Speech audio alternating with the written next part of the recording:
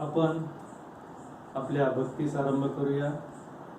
पुन्हा एकदा परमेश्वराची उपकार स्तुती करण्यासाठी आणि परमेश्वराचं वचन सांगण्याची जी सुवर्ण संधी मला लाभली त्याबद्दल मी प्रभू परमेश्वराचे आभार मानतो। आपण आपल्या भक्तीस आरंभ करूया। हे परमेश्वरा, माझी आवडी तुझपर्यंत पोहोचो। तू आपल्या वचनाप्रमाणे मला बुद्धी दे।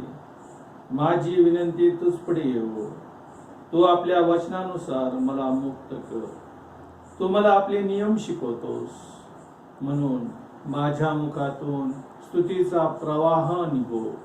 माझी जीवा तुझ्या वचनाची स्तुती गावो, कारण तुझ्या सर्व आज्ञा मला न्याय्य आहे। तुझा हात मला सहाय्य करो, कारण मी तुझे विधी स्वीकारले आहे। हे परमेश्वरा, तू सिद्ध केलेल्या तारणाची मी उत्कंठा धरली आहे। तुझे शास्त्र मला आनंददायी आहे। माझा जीवही वासो, म्हणजे तो तुझी स्तुती करील। तुझे निर्णय मला सहाय्य करो। परमेश्वर बाप, वाचलेली वचनं आपणासाठी आशीर्वादाची करो। आपण प्रार्थना करूया। धन्यवादित आमच्या जिवंत गौरवी सामर्थ्यशाली परमेश्वर पित्या, आम्ही तुझी स्तुती करतो, तुझ्या नावाला मान महिमा गौरव देतो। खरोखर तू चांगला आहेस आणि तुझी दया सनातन आहे। परमेश्वरा, या शाबात दिवशी तुझी उपकार स्तुती करण्यासाठी तू आम्हा सर्व मंडळीस एकत्र आणून तुझी उपकार स्तुती तू आमच्या द्वारे करून घेतोस, म्हणून तुझी उपकार मानतो। खरोखर परमेश्वरा, आज दावीद राजासारखं आम्ही म्हणतो की माझ्या मुखातून तुझ्या वचनाच्या स्तुतीचा प्रवाह वाहो। होऊ दे परमेश्वरा, तुझं वचन सांगत असताना तू मला सहाय्य कर। तुझं गौरव तू आमच्या द्वारे तू करून घे। आमचा धन्य तारणारा प्रभू येशू ख्रिस्त याच्या गोड आणि पवित्र नावात मागतो, म्हणतो ऐक बापा, आमेन। आजच्या मन्नासाठी जो शास्त्रभाग निवडलेला आहे तो आहे योहान कृष्णवर्तमान याचा 10वा अध्याय 1 ते 15 वचन। आजच्या मन्नासाठी जो शास्त्रभाग निवडलेला आहे तो योहान कृष्णवर्तमान याचा 10वा अध्याय 1 ते 15 वचन। मी विनंती करतो की सौ संगीता यांना की त्यांनी येऊन परमेश्वराच्या वचनाचं वाचन करावं। मिस संगीता मिसाळ। आजच्या मन्नासाठी जो शास्त्रभाग निवडला आहे तो आहे योहान कृत शुभवर्तमान याचा 10वा अध्याय 1 ते 15 ही वचन। उत्तम मेंढपाळ, मी तुम्हाला खचित खचित सांगतो, जो मेंढवाड्यात दाराने न जाता दुसरीकडून चढून जातो तो चोर व लुटारू आहे। जो दाराने आत जातो तो मेंढपाळ आहे। त्याच्यासाठी द्वारपाळ दार उघडतो। मेंढरे त्याची वाणी ऐकतात आणि तो आपल्या मेंढरांना ज्याच्या त्याच्या नावाने हाक मारितो व त्यांना बाहेर नेतो। तो आपले सर्व मेंढरे बाहेर काढल्यावर त्यांच्या पुढे चालतो व मेंढरे त्यांच्या मागे चालतात, कारण ती त्याची वाणी ओळखतात। ती परक्याच्या मागे कधीच जाणार नाहीत, तर ती त्याच्यापासून पळतील, कारण ती परक्यांची वाणी ओळखीत नाहीत। हा दृष्टांत येशूने त्यांना सांगितला, तरी ज्या गोष्टी तो त्यांच्याबरोबर बोलला त्या काय आहेत हे त्यांना समजले नाही। म्हणून येशू त्यांना पुन्हा म्हणाला, मी तुम्हाला खचित खचित सांगतो की मी मेंढरांचे दार आहे। जे माझ्यापूर्वी आले ते सर्व चोर व लुटारू आहे, त्यांचे मेंढरांनी ऐकले नाही। मी दार आहे, माझ्याद्वारे कोणी आत जाईल तर त्याला तारण प्राप्ती होईल। तो आत येईल व बाहेर जाईल आणि त्याला खावयास मिळेल। चोर येतो तो केवळ चोरी, घात व नाश करावयास येतो। मी तर त्यांना जीवन प्राप्ती व्हावी व ती विपुलपणे व्हावी म्हणून आलो आहे। मीच उत्तम मेंढपाळ आहे. उत्तम मेंढपाळ मेंढराकरिता आपला प्राण देतो. जो मेंढपाळ नाही तर मोलकरीच आहे. ज्याची स्वतःची मेंढरे नाही तो लांडग्याला येत असलेले पाहून मेंढरे सोडून पळून जातो आणि लांडगा त्यांच्यावर झडप घालून त्यांची दाणादाण करीतो. मोलकरी पळून जातो कारण तो मोलकरीच आहे आणि त्याला मेंढरांची काळजी नाही. मी उत्तम मेंढपाळ आहे.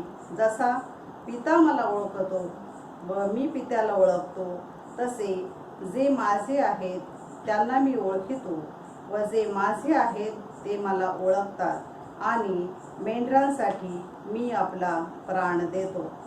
देवबाप असलेले वचन आपणासाठी आशीर्वादित करो. परमेश्वराच्या नावाला मान, सन्मान आणि गौरव युगानुयुग असो.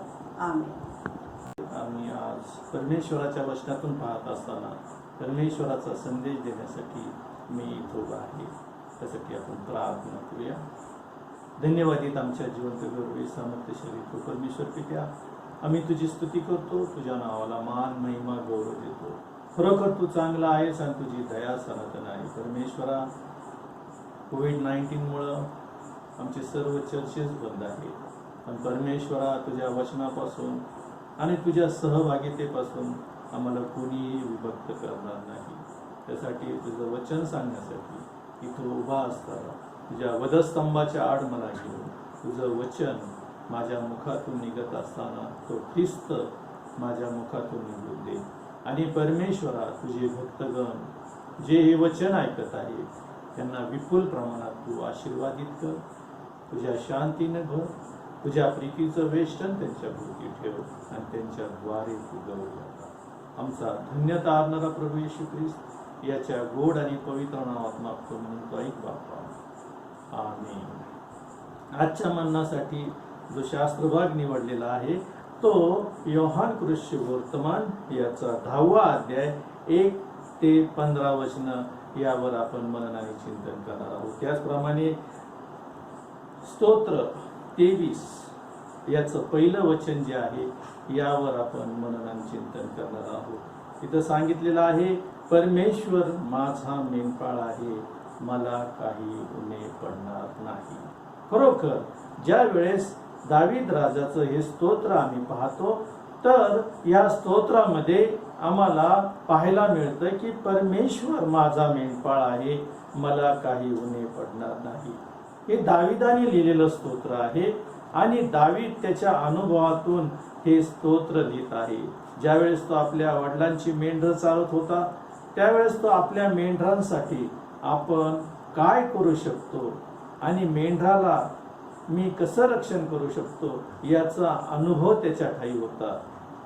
तो शाऊल राजाला म्हणतो की ज्या वेळेस मेंढरामध्ये एक अस्वल सिंहासही आला आणि त्याने त्यातलं एक कोकरू उचलून नेलं, त्यावेळेस मी त्याचा पाठलाग करून आणि त्या दोघांना एकाच वेळेस मी मारलं आणि त्या कोकराची सोडवणूक त्यांच्या जबड्यातून केली. म्हणजे अस्वल आणि सिंहाला सुद्धा दावीद राजानं एकाच वेळेस मारलेला आम्हाला पाहायला मिळतं. आणि तोच अनुभव दावीद राजा इथं म्हणतो की परमेश्वर माझा मेंढपाळ आहे. आणि ज्या वेळेस आम्ही परमेश्वराला आमचा मेंढपाळ म्हणून स्वीकारतो तर आम्हाला कोणत्याच गोष्टीची उणीव पडत नाही. आणि म्हणून योहान वर्तमान याचा 10वा अध्याय आणि या 10व्या अध्यायामध्ये जर आम्ही पाहिलं तर 10 ते 15 या वचनामध्ये आम्हाला उत्तम मेंढपाळाबद्दल सांगण्यात आलेलं आहे. हा उत्तम मेंढपाळ कोण तर येशू ख्रिस्त उत्तम मेंढपाळ आहे म्हणून सांगितलेलं आहे. आणि ह्या उत्तम मेंढपाळाचे गुणवैशिष्ट्य इथं सांगितलेले आहेत. काय सांगितलेलं आहे तिथं असं लिहिलेलं आहे की मी तुम्हास खचित खचित सांगतो, जो मेंढवाड्यात दाराने आत न जाता दुसरीकडून जातो तो चोर व लुटारू आहे म्हणून सांगितलेलं आहे. मेंढवाड्यात जाताना जो दाराने न जाता जो दुसऱ्या बाजूने चढून जातो तो चोर व लुटारू आहे, तो मेंढपाळ नाही. तो मेंढरांचं रक्षण करणारा नाही, तो मेंढराला सांभाळणारा नाही, तर तो चोर आहे, तो घात करायला व नाश करायला आलेला आहे, म्हणून तो मेंढपाळ नाही, ते लुटारू व चोर आहे.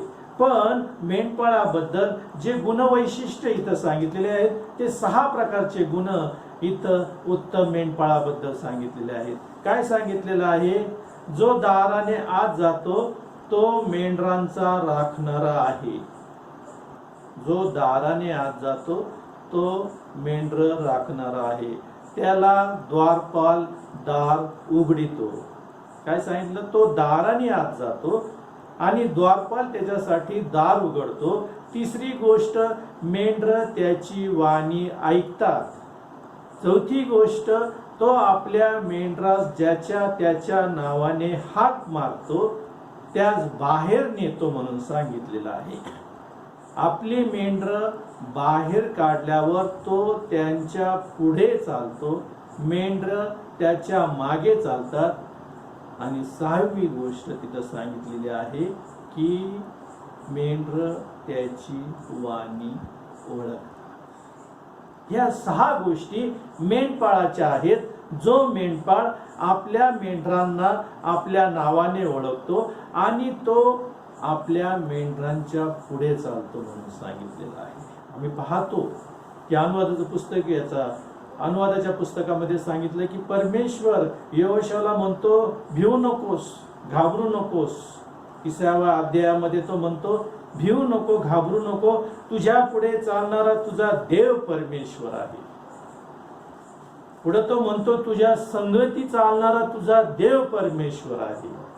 आणि इथं मेंढपाळ जो आमचा आहे तो मेंढपाळ सुद्धा इथं काय करतो तर तो आपल्या मेंढरांच्या पुढे चालतो. कारण कोणतंही संकट येऊ, कोणतंही महाभयंकर प्राणी येऊ, त्या प्राण्यांशी तो मेंढपाळ आपल्या मेंढरांसाठी युद्ध करतो. त्याच्या संगती तो आपल्या मेंढरांचं रक्षण करण्यासाठी त्या हिंस्र प्राण्यावर चाल करून जातो. म्हणून मेंढर त्याची वाणी ऐकतात आणि त्याच्या मागे चालतात, कारण तो उत्तम मेंढपाळ आहे. पुढे असं सांगितलेलं आहे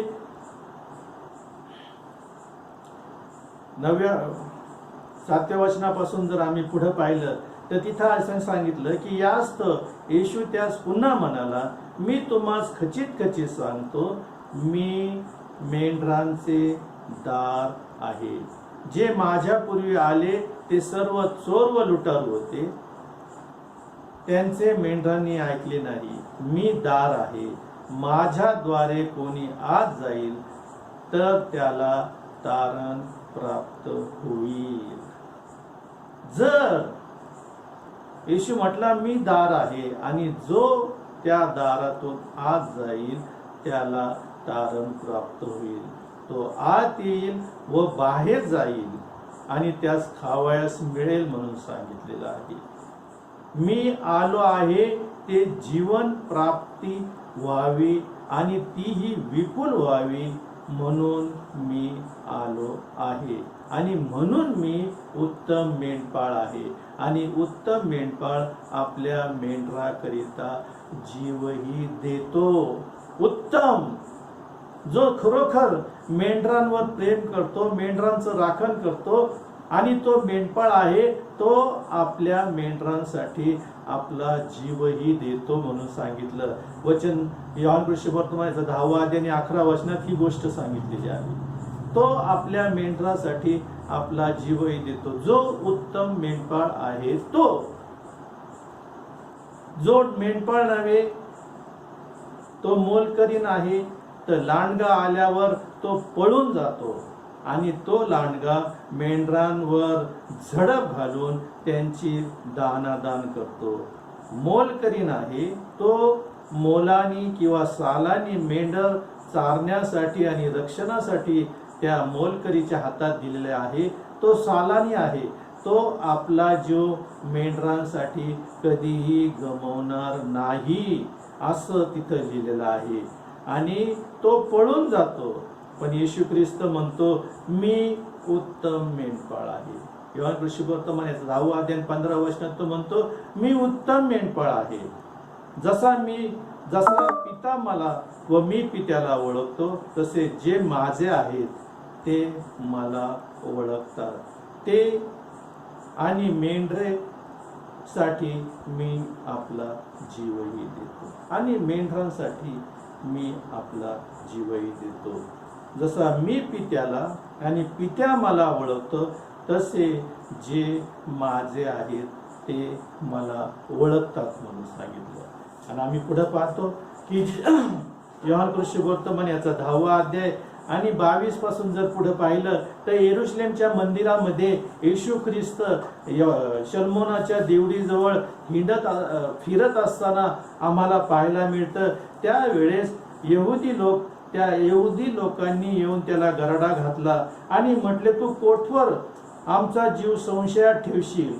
तू ख्रिस्त असला तर आम्हास उघड उघड सांग. येशूने त्यास उत्तर दिले, मी तुम्हाला सांगितले तरी तुम्ही विश्वास धरिला नाही. जी कृत्य मी आपल्या पित्याच्या नावाने करतो ती मजविषयी साक्ष देतात. तुम्ही विश्वास धरत नाही, कारण तुम्ही माझी मेंढर नाही. जे काही मी चमत्कार करतो, ज्या काही गोष्टी मी केल्या, त्या माझ्या पित्याच्या नावात मी केलेल्या आहेत, आणि हे लोकांनी विश्वास ठेवला आहे. पण तुम्ही जे यहुदी लोक आहेत, तुम्ही त्यावर विश्वास ठेवला नाही. जी कृत्य मी आपल्या पित्याच्या नावाने करीतो ती माझ्याबद्दल साक्ष देतात. तुम्ही विश्वास धरत नाही, कारण तुम्ही माझी मेंढर नाहीत. माझी मेंढर माझी वाणी ऐकतात. मी त्यास ओळखतो व ती माझ्या मागे येतात. मी त्यास सार्वकालिक जीवन देतो. त्यांचा कधीही नाश होणार नाही, आणि कोणी त्यांना माझ्या हातून हिसकून घेणार नाही. कारण ज्याने ती मला दिली तो माझा पिता सर्वाहून मोठा आहे, आणि पित्याच्या हातून त्यास कोणाच्याने हिसकावून घेवत नाही. मी आणि पिता एकच आहे. हे यहुदी लोकांना, हे परुषी लोकांना येशू ख्रिस्तानं सांगितलं, तुम्ही माझी मेंढर नाहीत, कारण जे काही कृत्य मी करतो ते पित्याच्या नावात करतो. त्याच्यामुळं लोकांचा विश्वास बसतो, पण तुम्ही माझी मेंढर नाही. जी माझी मेंढर आहेत त्यांना मी जीवन आणि विपुल जीवन देण्यासाठी आलेलो आहे. हे उत्तम मेंढपाळाचं लक्षण आहे. आणि उत्तम मेंढपाळाचे हे जे 6 लक्षणं आम्ही पाहिलेले आहेत ते येशू ख्रिस्तामध्ये आम्हाला पाहायला मिळतं. आणि म्हणून तो म्हणतो, मी उत्तम मेंढपाळ आहे, मी माझ्या मेंढराकरिता माझा जीवही देतो. हा अनुभव आम्हाला दाविदाच्या बाबतीत आलेला पाहायला मिळतं. आणि म्हणून दाविद राजा म्हणतो की परमेश्वर माझा मेंढपाळ आहे, मला काही उणे पडणार नाही. ज्या वेळेस आम्ही आमच्या परमेश्वराला, आमच्या ख्रिस्ताला आमचा मेंढपाळ म्हणून स्वीकारतो, तो आमच्यासाठी त्या वधस्तंभावर मरण पावला. आमची कोणतीही पात्रता नसताना, आमची कोणतीही लायकी नसताना तो पवित्र आत्म्याच्या योगाने गर्भरूप होऊन तो निर्दोष असा जन्माला आला. यासाठी कुणाच्याही मनुष्याची इच्छा नाही, तर पित्याच्या इच्छेप्रमाणे तो जन्मास आला म्हणून सांगितलेला आहे. आणि देवाची मनुष्यावर असलेल्या प्रीतीस्तव तो त्या वधस्तंभावर मनुष्यासाठी जीव दिला म्हणून सांगितलं. त्या वधस्तंभावर आमच्यासाठी त्याने जीव दिला आणि आम्हाला मोलानं विकत घेतली. आमची किंमत त्या वधस्तंभावर त्याने दिली. आणि म्हणून तो म्हणतो, मी उत्तम मेंढपाळ आहे आणि मी आपल्या मेंढरांसाठी जीवही देतो, कारण मी त्यांना विपुल जीवन देण्यासाठी आले. हे विपुल जीवन, सार्वकालिक जीवन देण्यासाठी येशू ख्रिस्त आमच्याकडे आला, आमच्यासाठी या जगात आलेला आहे. आणि म्हणून दावीद राजा म्हणतो की परमेश्वर माझा मेंढपाळ आहे. ज्या वेळेस दावीद राजानं त्या परमेश्वराला आपला मेंढपाळ म्हणून स्वीकारलेला आहे, ज्या वेळेस दावीद राजानं त्या परमेश्वराला आपला तारणारा म्हणून स्वीकारलेला आहे आणि त्याच्यावर विश्वास ठेवून तो आपला जीवन जगतो, त्यावेळेस तो स्वतःच्या अनुभवावर मेंढपाळाचं कसं कर्तव्य आहे, मेंढरांचं रक्षण करण्याची कशी जबाबदारी आहे, तशी जबाबदारी परमेश्वर माझ्या बाबतीत पूर्णतेला नेतो, हा त्याचा विश्वास होता. म्हणून तो म्हणतो की परमेश्वर माझा मेंढपाळ आहे. आणि ज्या वेळेस हा अनुभव आमच्या जीवनामध्ये येतो त्यावेळेस आम्ही सुद्धा म्हणतो की परमेश्वर माझा मेंढपाळ आहे. ज्या वेळेस मी माझे पाप कबूल करतो आणि माझ्यातले सर्व वाईट गोष्टी मी त्यागतो आणि परमेश्वराला मी आपल्या शरीराचा जिवंत, पवित्र व देवाला ग्रहणीय असा यज्ञ करतो, त्यावेळेस परमेश्वर मला त्या सार्वकालिक जीवनात घेऊन जातो आणि मी सुद्धा परमेश्वराबद्दल साक्ष देतो दाविदासारखी की परमेश्वर माझा मेंढपाळ आहे, मला काही होणे पडणार नाही. ज्या वेळेस मी परमेश्वराला माझा तारणारा म्हणून स्वीकारतो, ज्या वेळेस परमेश्वराला मी माझं जीवन समर्पित करतो, त्यावेळेस परमेश्वर माझं रक्षण करण्यासाठी सदैव तत्पर असतो. आणि म्हणून मी माझी कबुली देतो दाविदाप्रमाणे की परमेश्वर माझा मेंढपाळ आहे. ज्या वेळेस दावीद राजासारखं मी सुद्धा 23व्या स्तोत्रामधले म्हणतो की परमेश्वर माझा मेंढपाळ आहे, मला काही उणे पडणार नाही. ज्या वेळेस मी परमेश्वराला माझा तारणारा म्हणून मी स्वीकारतो, त्यावेळेस दावीद राजासारखं मी सुद्धा म्हणतो की परमेश्वर माझा मेंढपाळ आहे, मला काही उणे पडणार नाही. ज्या वेळेस मी परमेश्वराला माझा तारणारा, माझा उद्धारक म्हणून मी स्वीकारतो, माझ्या जीवनात त्याला मी स्थान देतो, त्यावेळेस मला कोणत्याच गोष्टीची उणीव भासत नाही, कोणत्याच गोष्टीची. स्तोत्र 34:9 मध्ये म्हणतोय की परमेश्वराचे पवित्र जन हो, त्याचे भय धरा, कारण त्याचे भय धरणाऱ्यास कोणत्याही गोष्टीची उणीव पडत नाही. काय सांगितलं की त्याचे पवित्र जन हो. ज्या वेळेस मी त्याला माझा उद्धारक म्हणून स्वीकारतो, माझा तारणारा म्हणून स्वीकारतो, मी माझं जीवन परमेश्वराला समर्पित करतो, माझ्या पापांची कबुली करतो आणि त्याच्या रक्ताच्या द्वारे मी शुद्ध होतो, त्यावेळेस तिथं असं सांगितलं स्तोत्र 34 मध्ये की परमेश्वराचे भय धर, परमेश्वराचे पवित्र जन हो, त्याचे भय धरा, कारण त्याचे भय धरणाऱ्यास काही उणे पडत नाही. आम्ही परमेश्वराचं भय धरलं पाहिजे. ज्या काही आज्ञा, विधी आणि नियम परमेश्वराने आम्हाला लावून दिले पाहिजे, लावलेले आहेत, त्या गोष्टीचं ज्यावेळेस आम्ही पालन करतो त्यावेळेस आम्हाला कोणत्याच गोष्टीची उणीव भासत नाही. काय सांगितलेलं आहे नीतिसूत्राचं पुस्तक याचा 14वा अध्याय 26 आणि 27 वचनामध्ये सांगितलं की परमेश्वराचे भय धरल्याने श्रद्धा दृढ होते.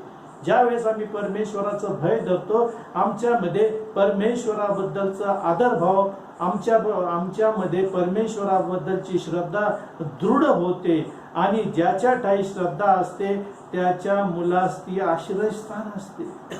परमेश्वर आमच्या मुलांसाठी आश्रयस्थान असं होतो म्हणून सांगितलेलं आहे. ज्ञानी शलोमोन राजाने नीतिसूत्राचं पुस्तक याचा 14वा अध्याय आणि 26व्या वचनात ही गोष्ट सांगितलेली आहे. 27व्या वचनात तो म्हणतो की परमेश्वराचे भय जीवनाचा झरा आहे. काय सांगितलं की परमेश्वराचे भय हे जीवनाचा झरा आहे, ते मृत्यू पाश चुकवतात. ज्या वेळेस आम्ही परमेश्वराचं भय धरतो, त्याच्या आज्ञा, विधी आणि नियमांचं पालन करतो, तर आमच्यावर येणारा जो मृत्यू पाश आहे, जे संकट आहे, जे सैतानाने घातलेले कुयुक्ती ज्याद्वारे आमचा नाश होणार असतो, या सर्वापासून आमचा परमेश्वर आमचा बचाव करतो. तिथं सांगितलं की तो मृत्यूपाश चुकवतो. स्तोत्र 25:14 मध्ये म्हणतो मृत्यूपाश चुकवतो. नीतिसूत्राचं पुस्तक याचं 19वा अध्याय आणि 23व्या वचनात सांगितलं की परमेश्वराचे भय हा जीवन प्राप्तीचा मार्ग आहे. जो तो धरितो तो सुखाने नांदतो, त्याचे वाईट होणार नाही.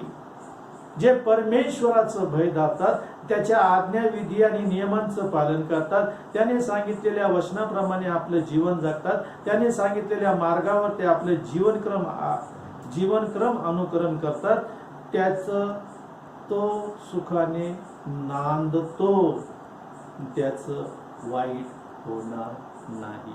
मग आम्ही परमेश्वराला आमचा तारणारा म्हणून स्वीकारतो, परमेश्वरावर आमची भिस्त असते, परमेश्वरावर आमचा भाव असतो. त्यावेळेस आम्हाला कोणत्याच गोष्टीची कमी पडत नाही. स्तोत्र 25:14 मध्ये सांगतो की परमेश्वराचे सख्य त्याचे भय धरणाऱ्या भोवती असतात. काय सांगितलं? परमेश्वराचे सख्य. ज्या वेळेस सख्य म्हटलं म्हणजे आम्ही एकाच आईच्या उदरातून आलेलो जे असतात त्याला सख्य म्हणतात. जर तो ह्याला आम्ही आमचा चुलत भाऊ म्हणतो, ह्याला आमचा मावस भाऊ म्हणतो, एकाला आम्ही आमच्या आत्याचा मुलगा म्हणतो, एकाला आम्ही आमच्या मामाचा मुलगा म्हणतो, पण जे परमेश्वराचं भय धरतात त्याचं सख्य परमेश्वराबरोबर असतं. म्हणजे परमेश्वराचं आणि त्याचं रक्ताचं नातं असतं. रक्ताचं नातं म्हणजे जे एकाच आईच्या उदरातून आलेले असतात त्यांना रक्ताचं ब्लड रिलेशन म्हणतात, रक्ताचं नातं. आणि तिथं तेच सांगितलेलं आहे की स्तोत्र 25:14 मध्ये परमेश्वराचे सख्य त्याचे भय धरणाऱ्या बरोबर असते.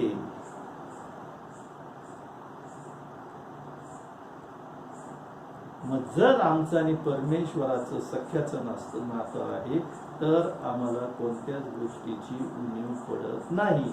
स्तोत्र 145:19 मध्ये म्हणतो की तो आपले भय धरणाऱ्यांची इच्छा पुरवतो, तो त्यांची आरोळी ऐकून त्यास तारितो म्हणून सांगितलं. त्यांना मुक्त करतो, त्यांचा सांभाळ करतो. कुणासाठी? कुणाचं? तर जे परमेश्वराचं भय धरतात त्यांची तो इच्छा पूर्ण करतो, पण त्यांना तो तारतो. प्रत्येक वाईट गोष्टीपासून त्यांचं बचाव करतो, प्रत्येक सैतानी कुयुक्त्यापासून त्यांचा बचाव करतो. कुणाचं? जे परमेश्वराचं भय धरतात. आणि म्हणून दावीद राजा म्हणतो परमेश्वर माझा मेंढपाळ आहे, मला काही उणीव पडणार नाही. आम्हाला कोणत्याच गोष्टीची उणीव पडत नाही ज्यावेळेस माझं आणि परमेश्वराचं सख्याचं नातं असतं. यशाचं पुस्तक याचं 26वा अध्याय आणि 3ऱ्या वचनात म्हणतात, तिथं तो संदेष्टा असं लिहितो की ज्याचं मन तुझ्या ठाई स्थिर झालेलं आहे त्यास तो पूर्ण शांती देतो. काय सांगितलं? पूर्ण शांती देतो. एवढीशी नाही, एवढीशी नाही, एवढी नाही, तर संपूर्ण शांती तो करतो. काय सांगितलं यशाच्या पुस्तकामध्ये? ज्याचं मन तुझ्या ठाई स्थिर आहे, म्हणजे ज्यानं परमेश्वराला आपला तारणारा म्हणून स्वीकारलेला आहे, ज्याने परमेश्वराला आपला मेंढपाळ म्हणून स्वीकारलेला आहे, ज्याने परमेश्वराला आपला उद्धारक म्हणून स्वीकारलेला आहे, त्यास तो पूर्ण शांती देतो. पूर्ण, थोडी नाही. ज्यावेळेस आम्ही परमेश्वरावर विसंबून राहतो, त्याच्यावर भाव ठेवतो, त्याच्यावर अवलंबून राहतो, त्याला आमचा तारणारा म्हणून स्वीकारतो, आमचा मुक्तिदाता म्हणून स्वीकारतो, त्यावेळेस तो आम्हाला पूर्ण शांती देतो. यशाचं पुस्तक याचा 55वा अध्याय आणि 7व्या वचनात सांगितलं की दुर्जन आपला मार्ग सोडो व आपल्या कल्पनांचा त्याग करो आणि परमेश्वराकडे वळो, म्हणजे त्याजवर तो दया करी. तो आमच्या देवाकडे वळो, कारण त्याला तो भरपूर किती भरपूर क्षमा करेल. काय सांगितलेलं आहे तिथं? तो दुर्जन आपला मार्ग सोडो आणि आमच्या देवाकडे वळो, म्हणजे तो त्याला भरपूर क्षमा करेल. किती? एवढी एवढी एवढी नाही, तर तिथं सांगितलं की भरपूर क्षमा करा. ज्या वेळेस आम्ही परमेश्वरावर आमचा भाव ठेवतो, आमचा उद्धारक म्हणून स्वीकारतो, त्यावेळेस तो आम्हाला भरपूर आशीर्वाद देतो, भरपूर क्षमा करतो. स्तोत्रसंहिता 21:6 मध्ये सांगितलं, तू त्याचा सर्व काळ बरकत देतोस. काय सांगितलं? तू त्याला सर्व काळ बरकत देतोस. तू त्याला आपल्या समक्षतेने आनंदित करतो म्हणून सांगितलेलं आहे. ज्या वेळेस परमेश्वराला मी माझा मेंढपाळ म्हणून स्वीकारतो, त्यावेळेस तो मला माझ्या कमाईला, माझ्या सर्वस्वाला आणि माझ्या जे काही आहे उत्पन्न, त्यास तो भरपूर बरकत देतोस. आणि त्या आपल्या समक्षतेने सतत परमेश्वर माझ्या समक्षतेत असतो, सतत परमेश्वराच्या संगतीमध्ये मी असतो, परमेश्वराचं आणि माझं सख्याचं नातं होतं, तर त्याच्या समक्षतेने तो मला आनंदित करतो म्हणून सांगितलेलं आहे. आणि म्हणून दावीद राजा म्हणतो की परमेश्वर माझा मेंढपाळ आहे, मला काही उणीव पडणार नाही, कोणत्याच गोष्टीची उणीव माझ्या जीवनात येणार नाही. आणि म्हणून स्तोत्रसंहितेचा 4था अध्याय आणि 8व्या वचनामध्ये सांगितलं की मी स्वस्थ पडून लागल्यात झोपी जातो. काय सांगितलं? मी स्वस्थ पडतो आणि लागल्यात झोपी जातो, कारण हे परमेश्वरा तू मला एकांतात निर्भय ठेवतो. आज जगाची परिस्थिती पाहिली तर मनुष्याच्या मनामध्ये एक प्रकारची भीती निर्माण झालेली आहे. कोण घरात येतं का, कोण चोरतं का, कोण मारामारी करतं का, कोण आमच्या घरावर दगड फेकून मारतं का, आणि अशा या विचारांमध्ये तो सतत एक प्रकारच्या भीतीच्या वातावरणात तो जीवन जगत राहिलेला आहे. आम्ही पाहतो की पाश्चिमात्य देशामध्ये लोकांना झोप येत नाही म्हणून त्या अनेक लाख रुपयाच्या त्यांच्या देशामध्ये झोपेच्या गोळ्या घेतात ते, की त्यांना झोप यावी म्हणून. पण इथं दावीद राजा म्हणतो की मी स्वस्थ पडून राहताच झोपी जातो, कारण हे परमेश्वरा तू मला एकांतात निर्भय ठेवतो, एकांतात निर्भय ठेवतो, कारण मला माहिती की माझा परमेश्वर माझ्या बरोबर आहे. यहोशवाला तो म्हणतो 31वा अध्याय, अनुवादाचं पुस्तक याचं 31वा अध्याय 5व्या वचनामध्ये आणि 8व्या वचनामध्ये तो म्हणतो की भिवू नकोस, घाबरू नकोस, तुझ्या पुढे चालणारा तुझा देव परमेश्वर आहे, तो तुला दगा देणार नाही. 8व्या वचनात म्हणतो की तो तुझ्या बरोबर चालणारा तुझा देव परमेश्वर आहे, तो तुला दगा देणार नाही. आमचा परमेश्वर आम्हाला कधीच दगा देत नाही. आणि दावीद राजासारखा आम्ही ज्या वेळेस आमचं समर्पण आम्ही परमेश्वराला करतो, त्यावेळेस आम्ही म्हणू शकतो की परमेश्वर माझा मेंढपाळ आहे, मला काही उणे पडणार नाही. आणि तिथं सांगितलेलं आहे की मी एकांतात निर्भय राहतो, कारण परमेश्वर माझ्या बरोबर आहे. स्तोत्रसंहिता याचा 3रा अध्याय आणि 5व्या वचनामध्ये सांगितलं मी अंग टाकताच झोपी जातो. काय सांगितलं? मी अंग टाकताच झोपी गेलो, मी जागा झालो, कारण परमेश्वराचा मला आधार आहे. या जगामध्ये आम्ही पाहतो की आम्ही एकमेकांचं सांत्वन करू शकत नाही, एकमेकाला आम्ही त्याच्या सुरक्षितेबद्दलची हमी देऊ शकत नाही. पण इथं ज्या वेळेस आम्ही परमेश्वराला माझा तारणारा म्हणून स्वीकारतो, माझा मेंढपाळ म्हणून स्वीकारतो, माझा उद्धारक म्हणून स्वीकारतो, त्यावेळेस परमेश्वर माझा आधार आहे. असं दावीद राजा स्तोत्र 3रा अध्याय आणि 5व्या वचनात तो म्हणतो मी अंग टाकताच झोपी गेलो, मी जागा झालो, कारण मला परमेश्वराचा आधार आहे म्हणून सांगितलं. आणि आम्हाला पाहायला मिळतं की स्तोत्रसंहिता याचा 5वा अध्याय आणि 12व्या वचनामध्ये सांगितलं कारण तूच धार्मिकास आशीर्वाद देतो. ज्या वेळेस मी माझं तारण कबूल करतो, माझ्या पापासाठी मी पश्चाताप करतो, परमेश्वरावर भाव ठेवतो, त्याच्या वचनाप्रमाणे मी माझं जीवन जगतो, त्यावेळेस दावीद राजा म्हणतो की स्तोत्र संहिता याचा 5वा अध्याय आणि 12 वचनामध्ये तो म्हणतो, कारण तूच धार्मिकाला आशीर्वाद देतोस, हे परमेश्वरा, कवचाप्रमाणे त्याला कृपा प्रसादाने वेष्टन, तुझ्या कृपा प्रसादाने तू त्याला वेष्टन केलेलं आहे म्हणून तो सांगतो. आम्हाला पाहायला मिळतं की नीतिसूत्राचं पुस्तक याचा 3रा अध्याय, नीतिसूत्राचं पुस्तक याचा 3रा अध्याय मध्ये आम्हाला पाहायला मिळतं की ज्ञानी शलोमोन राजा तिथं असं लिहितो की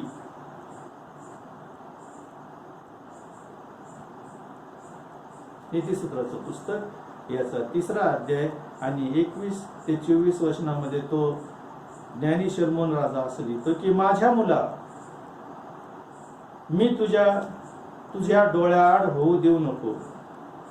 माझ्या मुला, मी तुझ्या डोळ्याआड होऊ देऊ नको. तू चातुर्य व विवेक हे सांभाळून ठेव, म्हणजे ती तुझ्या आत्म्याला जीवन व तुझ्या कंठाला भूषण होती. तेव्हा तू आपल्या मार्गाने निर्भय चालशील, तुझ्या पायाला ठोकर लागणार नाही. तू निजशील, निस्ते वेळी भिणार नाही. काय सांगितलं? तू आपल्या मार्गाने निर्भय चालशील, तुझ्या पायाला ठोकर लागणार नाही. तू स्तोत्र 32:10 मध्ये स्तोत्र करता असं म्हणतो की दुर्जनाला पुष्कळ दुःख भोगावे लागतील, परमेश्वरावर भाव ठेवणाऱ्या भोवती तो दयेचे वेष्टन असते. जे परमेश्वरावर भाव ठेवतात, परमेश्वराच्या वचनाप्रमाणे आपलं जीवन जगतात, परमेश्वर आपल्या दयेचं वेष्टन त्याला चारी बाजूने करताना आम्हाला पाहायला मिळतं.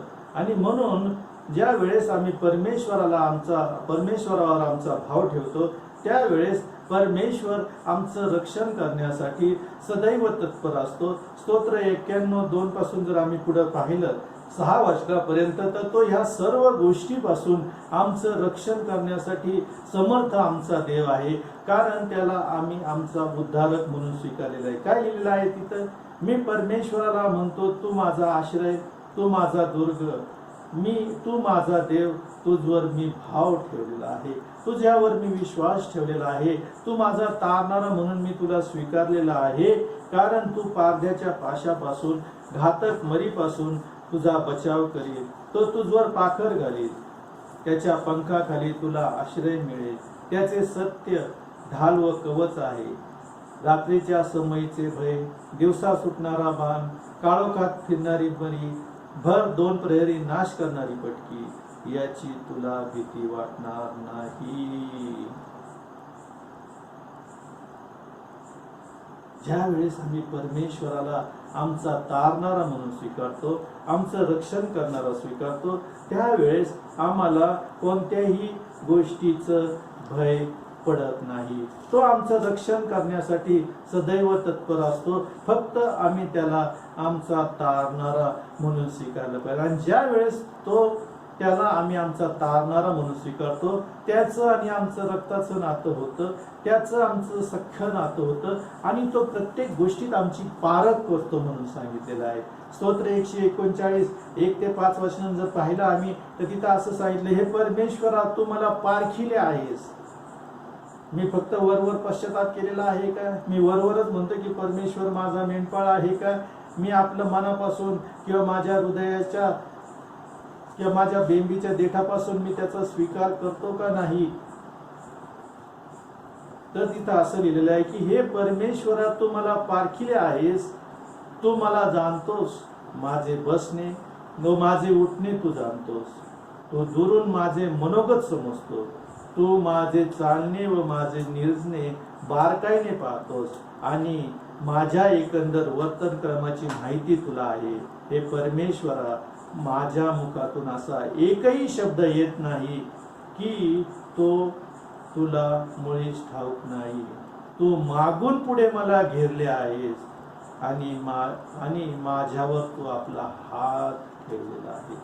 ज्या वेळेस आम्ही परमेश्वराला माझा उद्धारक म्हणून स्वीकारतो, तो आम्हाला पारखतो. आमचं चालणं बोलणं, आम्ही काय बोलणार आहे हे तो जाणतो. त्यावेळेस परमेश्वर आम्हाला मागून पुढून घेतो आणि आपला हात आमच्या मस्तकावर ठेवतो. प्रत्येक रोगापासून, प्रत्येक वाईट गोष्टीपासून तो आमचं रक्षण करण्यासाठी समर्थ आमचा परमेश्वर आहे. आणि जर आम्ही आमच्या मुखानं कबूल केलं की येशू हा माझा तारणारा आहे, येशू हा माझा उद्धारक आहे, येशू हा माझा मेंढपाळ आहे, तर आम्हाला कोणत्याच गोष्टीची उणीव पडत नाही. आणि आम्ही विश्वासाने हे म्हटलं पाहिजे की परमेश्वर माझा मेंढपाळ आहे, मला काही उणीव पडणार नाही. देव करो आणि या वचनाच्या द्वारे आम्हाला आशीर्वाद प्राप्त व्हावा. धन्यवादित आमच्या जिवंत गौरवी सामर्थ्यशाली प्रभू परमेश्वर पित्या, आम्ही तुझी स्तुती करतो, तुझ्या नावाला मान महिमा गौरव देतो. परमेश्वरा, या शब्दाच्या दिवशी तुझ्या भक्तगणासमोर तुझं वचन सांगण्याची जी मला उत्तम संधी लाभू दिलीस त्याबद्दल मी तुला धन्यवाद देतो. परमेश्वरा, या संदेशाद्वारे या भक्तगणाला तू आशीर्वादित कर. तुझ्या पवित्र आत्म्याचं वेष्टन त्यांच्या ठाई असू दे. त्यांच्या जीवनामध्ये त्यांच्या सर्वस्वाला तू बरकत दे. परमेश्वरा, तू त्यांच्या संगतीमध्ये राहा. प्रत्येक वाईट गोष्टीपासून त्यांचा सांभाळ तू कर. आणि परमेश्वरा, तुझ्या पवित्रतेमध्ये त्यांना पुढे नेण्यासाठी तुझ्या वचनाचं मार्गदर्शन तू त्यांना कर, अशी तुझ्या चरणाजवळ प्रार्थना आणि विनंती कर. होऊ दे परमेश्वरा, या वचनाने तू या भक्तगणाला आशीर्वादित केलंस त्याबद्दल तुला धन्यवाद देतो. तुझ्या नावाला मान महिमा गौरव दे. ख्रिस्त येशूच्या नावात ही प्रार्थना आणि विनंती केली म्हणतो, ऐक बापा. आमीन. आपण प्रभूने शिकवलेली प्रार्थना म्हणूया. हे आमच्या स्वर्गातील बापा, तुझे नाम पवित्र मानले जावं, तुझे राज्य येवो, जसे स्वर्गात तसे पृथ्वीवरही तुझ्या इच्छेप्रमाणे हो. आमची रोजची भाकर आज आम्हाला दे, आणि जसे आम्ही आमच्या ऋणीयास ऋण सोडले तसेच तू आमच्या ऋणी आम्हास सोड, आणि आम्हास परीक्षेत आणू नकोस, तर आम्हास वाईटापासून सोडे. कारण की राज्य, सामर्थ्य आणि गौरव ही सर्व काळ तुझीच आहे. आमीन. आता देव बापाची प्रीती, येशू ख्रिस्ताची कृपा आणि पवित्र आत्म्याची समक्षता तुमच्या सर्वांबरोबर आता आणि सदा सर्व काळ राहो. आमीन.